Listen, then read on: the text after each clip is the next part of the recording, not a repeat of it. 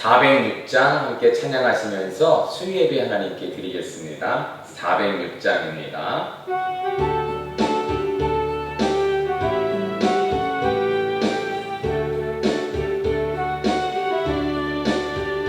고난 내 영혼 편히 쉴 곳과 풍랑 잃어도 안전한 보급 폭풍까지도 다스리시는 주의 영원한 발의지에 주의 영원하신 팔 함께하사 항상 나를 붙드시니 어느 곳에 가든지 요동하지 않음을 주의 팔을 의지함이라.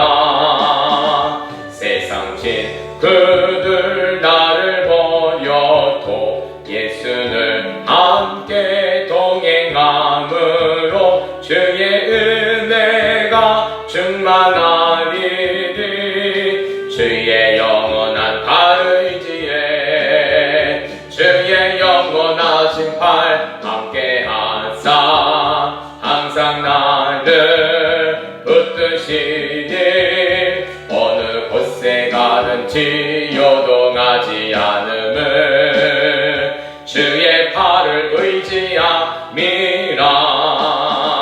나의 믿음이 연약해져도 미리 예비한 힘을 주시며 위대할 때도 안보하시는 주의 영원한 발의지에 주의 영원하신 팔 함께하사 항상 나를 붙드시니 어느 곳에 가든지 요동하지 않음을 주의 팔을 의지함이라. 능치 못한 것 줄게 없으니 나의 인생을 주께 맡기며 나의 모든 짐 대신 지시는 주의 영원한 발의지에 주의 영원하신 팔 함께하사 항상 나를 붙드시니 어느 곳에 가든지 요동하지 않음을 주의 팔을 의지함이라. 405장입니다. 405장.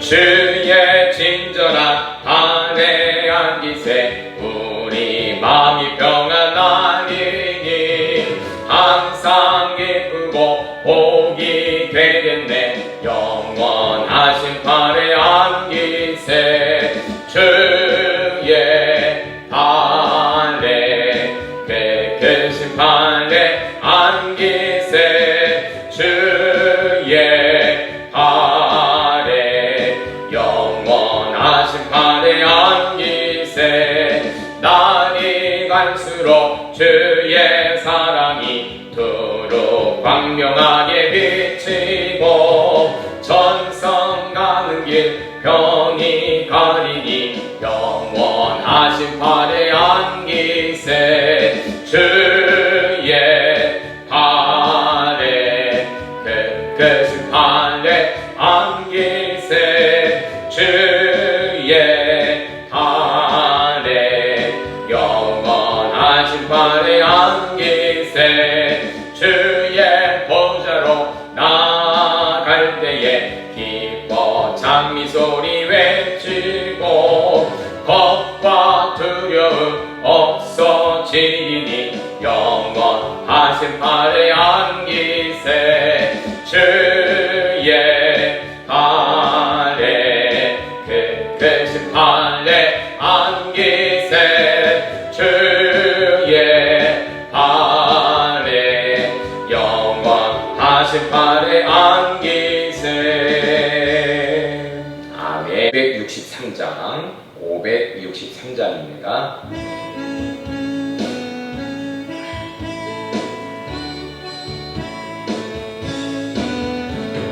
예수 살라 하심을 성경에서 배웠네. 우리들은 약하나 예수 권세 많도다.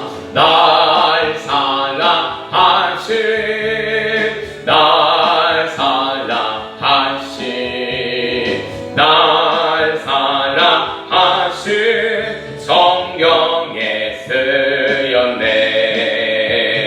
나를 사랑하시고 나의 죄를 다시 써 하늘 문을 여시고 들어가게 하시네. 날 사랑하시, 날 사랑하시, 날 사랑하시 성경에 쓰였네.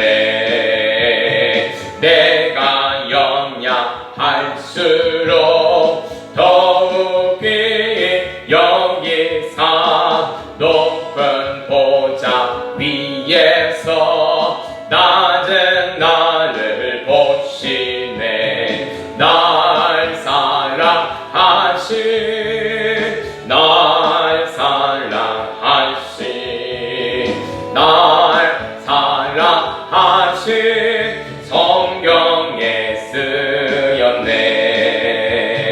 세상 사는 동안에 나와 함께 하시고 세상 떠나가는 날 천국 가게 하소서. 날 사랑하시, 날 사랑하시, 날 사랑하시 성경에 쓰였네. 아멘. 누가복음 19장 1절부터 5절 말씀 제가 봉독하도록 하겠습니다. 예수께서 여리고로 들어가 지나가시더라. 삭개오라 이름하는 자가 있으니 세리장이요 또한 부자라. 그가 예수께서 어떠한 사람인가 하여 보고자 하되 키가 작고 사람이 많아 할 수 없어 앞으로 달려가서 보기 위하여 돌 무화과 나무에 올라가니 이는 예수께서 그리로 지나가시게 됨이로라. 예수께서 그곳에 이르사 쳐다보시고 이르시되 삭개오야 속히 내려오라. 내가 오늘 내 집에 유하여야 하겠다 하시니 아멘. 아멘. 저희 가정이 한 주간 좀 쉼을 갖고 있습니다. 그래서 오늘 녹화된 영상을 여러분들에게 송출을 하고 함께 온라인으로 예배 드리려고 합니다. 지난 주일에 함께 이 말씀을 보았는데요. 좀 다른 주제를 가지고 이 말씀을 다시 한번 묵상해 보고자 합니다. 예전에 어느 쇼 프로그램에서 한 여대생이 키가 작은 남자는 다 루저다라는 말을 해서 큰 파장을 일으킨 적이 있습니다. 루저라는 것은 영어로 패배자다라는 사실이죠. 본인은 이제 서울에 있는 유명한 여대를 다니고 외모도 키도 출중한데 내가 보기에는 키 작은 남자들은 다 별 볼 일 없어 라는 말을 했다가 엄청나게 지탄을 맞은 적이 있어요. 물론 나중에 이 여대생이 사실은 그게 내가 본의적으로 한 말이 아니라 작가들이 써준 대본에 맞춰서 한 말이다 라고 해명을 했지만 그래도 그 말이 쉽게 사람들에게 인식이 되지 못하고 이해가 되지 못하고 본인에게도 상처가 되었고 대한민국의 수많은 키 작은 남자들에게도 상처를 주었던 그러한 적이 있었습니다. 무엇이 화두가 된 것이죠? 바로 키입니다. 키. 지금도 그렇지만 예전에도 키가 작다는 것은요 큰 컴플렉스가 되었던 것 같아요.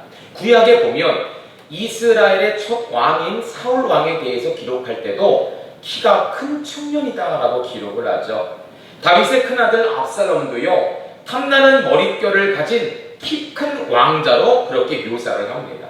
그런데 오늘 이 본문의 삭개오는 정반대의 모습을 갖고 있었던 것 같아요. 3절을 제가 읽습니다. 그가 예수께서 어떠한 사람인가 하여 보고자 하되 키가 작고 사람이 많아 할 수가 없어. 어느 날 자신의 마을에 예수님께서 오신다는 소식을 듣고 수많은 사람들이 모여 있지만 그럼에도 불구하고 예수님을 만나기 위해 나아갔습니다.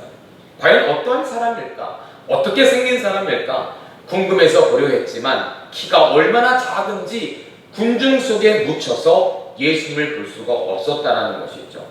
재미난 사실은 오늘 본문에 그러한 삭개오의 외적인 모습을 자세히 기록하고 있다는 거예요. 2절을 한번 읽어볼까요? 삭개오라 이름하는 자가 있으니 세리장이요 또한 부자라. 그는 부자였다고 기록을 해요. 자기가 열심히 일해서 부자가 된 것이 아닙니다. 그의 직업이 뭐라고 하죠? 세리인데 세리 중에 가장 높은 위치에 있었던 세리장이었다라고 기록을 하죠. 여러분 알고 있는 것처럼 이 당시 세리는요 로마에게 세금을 걷어서 갖다 주던 사람이었습니다. 이 당시 이스라엘은요 로마의 통치를 받고 있었습니다. 로마가 이야기하는 거죠. 내가 너희 나라를 지켜줄게. 외세의 침략에서 너희를 지켜줄게. 대신 너희를 섬길 수 있는 돈을 내야 돼. 세금을 내야 돼. 이렇게 이야기를 합니다. 결국 이 일을 맡았던 자들이 바로 세리예요. 문제는요 이 세리들이 터무니없는 세금을 걷어서 일부는 로마에 바치고 일부는 자기가 취하는 그러한 잘못된 방법을 택했다라는 것이죠. 근데 이 당시에 이 세리들은 사기꾼, 도적으로 여겨졌던 자입니다. 같은 동족에게도 손가락질을 받았던 그러한 자들이었어요. 신기한 사실은 예수님의 제자 마태도 세리였죠. 오늘 본문의 삭개오도 세리였습니다. 뭐 어찌됐든 간에 삭개오는 많은 돈을 가진 부자가 되었습니다. 그럼에도 불구하고 그의 욕구를 채우지 못한 딱 한 가지가 있었어요. 그것이 무엇이죠? 바로 오늘 성경이 주목하고 강조하고 있는 키였다라는 것입니다. 물론 성경이 기록한 것처럼 신체적인 키가 작았습니다. 그러나 저는 묵상 가운데 그가 갖고 있었던 진짜 컴플렉스는 신체적인 키뿐 아니라 그의 영적인 키가 작았다라는 사실을 깨닫게 되었어요. 무슨 말일까요? 여러분 생각해 보세요. 신체적인 키가 작은 것이 컴플렉스가 되었다면 그가 과연 나무 위에 올라갔을까요? 가뜩이나 키가 작아서 사람들 앞에 눈에 띄는 거 싫어했는데 궁금하기도 하고 보고 싶기도 하고 그래서 그가 택했던 방법이 무엇이죠? 돌 무화과 나무 위에 올라갔다라는 것이죠. 저는요 만약 신체적인 키가 정말 컴플렉스였다면 나무 위로 올라가지 못했을 것 같아요. 왜 그렇죠? 나무 위로 올라가면 분명히 사람들이 보기 때문이에요. 야, 저 삭개오 봐라. 키가 작아서 결국 나무 위에까지 올라가네. 다시 한번 자기가 키가 작다라는 사실을 재확인시키는 그러한 일들이 되기 때문이죠. 그럼에도 불구하고 그가 나무 위에 올라갔다고 합니다. 사람들도 보고 예수님도 볼 정도로 아주 높은 곳에 아주 튀는 행동을 했다라고 하죠. 그 이유가 무엇이죠? 단순합니다. 3절의 말씀처럼 예수님이 어떠한 사람인가 보기 위해 올라갔다라는 거예요. 여러분 이것은 단순히 키가 작아서 삭개오가 나무 위에 올라갈 수밖에 없었다라는 이야기가 아닙니다. 아무리 많이 돈이 있는들 무엇합니까? 명예가 있고 권력이 있은들 무엇합니까? 그의 심령에 채워지지 않는 곤고함, 두려움, 답답함, 결국 삭개오의 영혼의 키가 작으니 그 작고 미약한 심령, 답답하고 괴로운 그 마음을 채우기 위해 예수님께 나아갔다라는 사실이죠. 여기 사용된 올라가니라는 단어는요 헬라어로 아나바이노라고 합니다. 아나바이노. 이 의미가 뭐냐면 그 단순히 올라가다라는 뜻과 함께 자라나다, 일어나다라는 의미가 내포되어 있어요.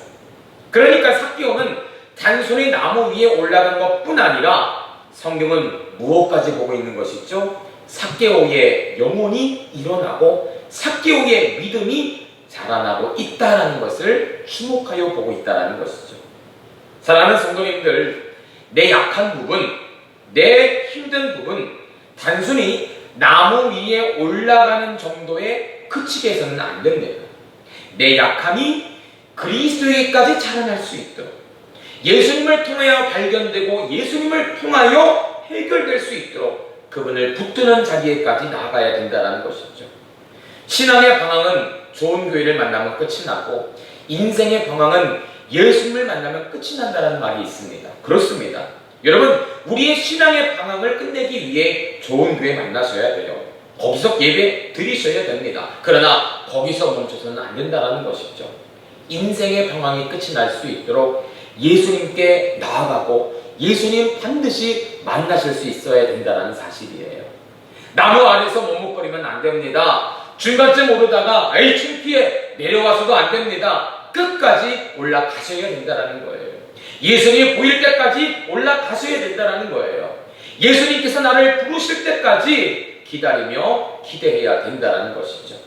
우리의 모든 문제 해결은 오직 예수 그리스도께 있으니 그분을 만나면, 그분을 따르면 그분께서 일하시는 놀라운 기적을 체험하게 되는 줄 믿습니다. 이렇게 주님 만나면, 주님 찾으면 하나님은 놀라운 변화를 일으키시죠. 삭개오가 예수님을 영접한 후 뭐라고 말하고 있습니까? 8절 말씀입니다. 삭개오가 서서 주께 여짜오되 주여 보시옵소서 내 소유의 절반을 가난한 자들에게 주겠사오며 만일 누구의 것을 속여 빼앗은 일이 있으면 내 갑절이나 갚겠나이다. 절대로 변할 것 같지 않았던 삭개오가 변화가 되죠. 말씀처럼 그의 소유의 절반을 팔아 가난한 자들에게, 혹시 토색하고 속여 빼앗은 것이 있다면 내 갑절이나 갚겠다고 말합니다. 그의 가정의 소유뿐 아니라 그의 사업의 소유도 하나님 나라를 위해서라면 다 쏟아 붓겠다는 것이죠. 여러분, 진실한 은혜 받은 자는요 바로 이런 모습이 있어야 됩니다. 눈물 흘리고 회개하는 것으로 그치는 것이 아니라 내 삶을 돌이켜 하나님께서 원하시는 것이 무엇인가를 깨닫고 실천하는 자리에 서 있을 수 있어야 된다는 것이죠. 오늘 삭개오는 예수님 만나니 은혜 받으니 그의 영혼이 잘되니 그의 고백은 내 모든 소유보다 예수님 한 분이 최고입니다라는 그 고백, 그 실천을 할 수 있게 되었다라는 사실이에요. 예전에도 한번 제가 말씀드린 적이 있는 것 같은데요. 공장을 운영하시는 한 집사님의 이야기입니다. 이분이 좀 잘 산다고 좀 뺀질뺀질 거리셨어요. 주일 성수도 잘 안 하고 교회에 봉사 있다 그러면 전혀 오지도 않는 목사님이 신앙의 권면을 내도 지금 내 사업이 잘 되니까 먹고 살기에 부족함이 없으니까 그냥 한 귀로 듣고 한 귀로 흘려보내는 그런 분이셨죠. 그런데 어느 날 이 집사님에게 전화가 왔어요. 생정 전화 안 하시던 분이. 이를 뭐라고 얘기하냐면 굉장히 겸손한 목소리로 목사님 내일 저희 공장 문 닫습니다. 폐업 예배를 좀 드려주세요. 이러대. 목사님들은 보통 개업 예배 드리지 폐업 예배는 드려본 적이 없는 것 같아요. 무슨 일인가? 사모님과 같이 다음날 갔어요. 예배를 드립니다. 가서 사연을 들어보니까 이 집사님이 교회 다닌 지 무슨 20년이 되었대요. 그런데 20년 동안 봉사다운 봉사 한 번도 안 하고 교회도 가고 싶을 때만 가고 그런 형식적인 교인이었다는 것이죠. 교회 열심히 다니는 사람 굉장히 좀 이렇게 무시하고 교회 봉사 전혀 생각도 않은, 결국 세상에 묻혀 술과 도박으로 인생을 허비하며 살게 된 거예요. 재작년부터 거래처가 끊기기 시작하더니 경장에 문제가 생기고 그렇게 자신만만했던 자신의 건강에 적신호가 오더라는 것입니다. 그뿐입니까? 가정에 불화가 생겨요. 집은 덩그랗게 큰데 들어갈 때마다 지옥에 들어가는 것처럼 그렇게 괴로운 거예요. 어떻게 할 수 없으니 무당을 불러서 막 구토하고요. 물론 그 당시에 여전히 그분은 교회를 다니고 있었습니다. 사업의 방향을 찾기 위해 점장에게 쏟아부은 돈이 얼마인지 모른대요. 그래도 돌파구를 찾지 못하는 것이죠. 막다른 골목에 서니까 그제서야 주님이 보이더라는 것입니다. 자신의 과거가 얼마나 잘못된 것인지, 하나님이 얼마나 슬퍼하고 얼마나 미워하셨을까 통해 자복하며 회개가 되더라는 것이죠. 결국 신앙으로 바로 서야 되겠다라는 마음을 다시 한번 이 가정이 결심하게 됩니다. 그래서 이 폐업 예배를 드리고 다시금 내가 적게라도 최선을 다해 주님을 섬기겠다라는 그러한 결단을 하게 되었어요. 이분이 예배를 마친 다음에 목사님에게 이러한 고백을 했다고 합니다. 목사님, 이제 사업은 오늘로 폐업이지만 내 신앙은 오늘부터 개업입니다. 여러분, 오늘 사실상 삭개오의 사업은 폐업입니다. 더 이상 세리 역할을 하지 않아요. 그러나 그의 영혼은 바로 개업을 하게 된 것이죠. 그의 믿음의 사업은 개업을 하게 된 것이죠. 여러분, 있는 재산의 절반을 다 팔아주고 4배나 갚아주겠다 하니 삭개오에게 남는 것이 무엇이겠습니까? 그러나 그는 그것을 아까워하지 않았습니다. 왜요? 더 값진 예수님 만났기 때문입니다. 그는 더 이상 주인이 아니라 하나님의 자녀가 되었기 때문입니다. 오늘 그는 영적인 개업을 한 축복자였던 것입니다. 사랑하는 성도님들, 오늘 문제들이 있다면 예수님 앞에 나오시기를 바랍니다. 걱정이 있다면 예수님 앞에 나아가시기를 바랍니다. 그 걱정과 문제가 변하여 놀라운 기적이 있게 되는 줄 믿습니다. 물론 예수님 앞에 나오기까지 얼마나 많은 방해가 있겠습니까? 얼마나 많은 어려움이 있었겠습니까? 오늘 삭개오를 보세요. 예수님 만나고 싶었지만 키가 작아서 군중이 많아서 만나지 못했습니다. 그러나 그는 포기하지 않았어요. 나무 위에 올라가는 결단을 택했다라는 것이죠. 오늘 주님 앞에 나오기 위해 내가 결단해야 할 것이 무엇인가? 내가 올라야 할 나무가 무엇인가? 다시 한번 생각해 보시고 예수님을 만나는 자리에까지 서 있는 저와 여러분 되시기를 간절히 소원합니다. 분명한 사실은 그 자리에 예수님의 응답이 있다는 거예요. 누가복음 22장 19절에는 이렇게 기록합니다. 너희의 인내로 너희 영혼을 얻으리라. 우리가 인내할 때, 우리가 참고 견딜 때에, 오히려 주님께 나아갈 때에 우리가 영혼을 더하여 주시는, 우리에게 생명을 더하여 주시는, 우리에게 복을 더하여 주시는 그 주님을 반드시 만나게 될 줄 믿습니다. 이번 한 주도 이 귀한 예수님을 사모함으로 나아가는 저와 여러분 되시기를 주 이름으로 축복합니다. 기도하겠습니다. 하나님 아버지, 보고 싶고 또 보고 싶지만 나에게 얼마나 많은 방해와 나의 많은 한계가 있는 줄 모릅니다. 그러나 삭개오는 그 방해와 한계 속에서도 끝까지 포기하지 않고 믿음의 나무를 올랐다라고 성경은 말하고 있습니다. 너희의 인내로 너희 영혼을 얻으리라. 오늘 우리가 포기하지 않고 올라가야 할 기도의 제목들이 무엇입니까? 내가 택해야 할 예배와 기도의 나무는 무엇입니까? 우리 성도들 포기하지 않고 올라가 주님 만나서 그 주님으로 인하여 해결받는 놀라운 역사가 반드시 있게 하여 주시옵소서. 남은 한 주도 지켜주시고 비 피해 없도록 주님께서 책임져 주시옵소서. 예수님 귀하신 이름으로 기도하옵나이다. 아멘. 하늘에 계신 우리 아버지, 아버지의 이름을 거룩하게 하시며 아버지의 나라가 오게 하시며 아버지의 뜻이 하늘에서와 같이 땅에서도 이루어지게 하소서.